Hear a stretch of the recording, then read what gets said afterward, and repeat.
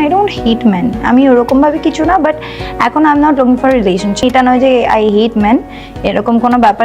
ঢালিউডের hot topic megastar Shakib Khan ও চিত্রনায়িকা পূর্ণিমাকে ঘিরে আবারও সোশ্যাল মিডিয়ার মধ্যে ব্যাপক পরিমাণে ভাইরাল হয়েছে তাদের কিছু ঘনিষ্ঠ হওয়া ছবি, যা নিয়ে ইতিমধ্যে দর্শকদের মনে ব্যাপক পরিমাণে সমালোচনা ও উত্তেজনার তুঙ্গে। ঠিক এরপরই শাকিব খান ও পূর্ণিমার এই ঘনিষ্ঠ হওয়া ছবি নিয়ে মুখ খুলেছেন ওপার বাংলার জনপ্রিয় অভিনেত্রী মধুমিতা সরকার। তিনি একটি সাক্ষাৎকারে প্রকাশ্যে জানিয়েছেন, শাকিব খানের সঙ্গে কাজ করার ইচ্ছা ছিল অনেকদিন আগে থেকে, কিন্তু তার চরিত্র এতটা খারাপ হতে পারে সেটা আমার কল্পনার বাহিরে। মধুমিতা সরকার আরো জানিয়েছেন যে শাকিব খানকে অনেকটা ভালো মনে করেছিলাম, কিন্তু তিনি ব্যক্তিগতভাবে এতটা খারাপ হবে সেটা কখনোই কল্পনা করা যাচ্ছে না। দর্শক, বিষয়টিকে আপনারা কিভাবে দেখছেন অবশ্যই আপনাদের ব্যক্তিগত মতামতটি জানাতে বলবেন না ভিডিওর কমেন্ট বক্সে। এরপর আমার সাইডে আমারটা খাওয়ানো হয়ে যেত, এরপর আরেকদিন মিশা ভাই ফুল ইউনিটকে খাওয়াবে।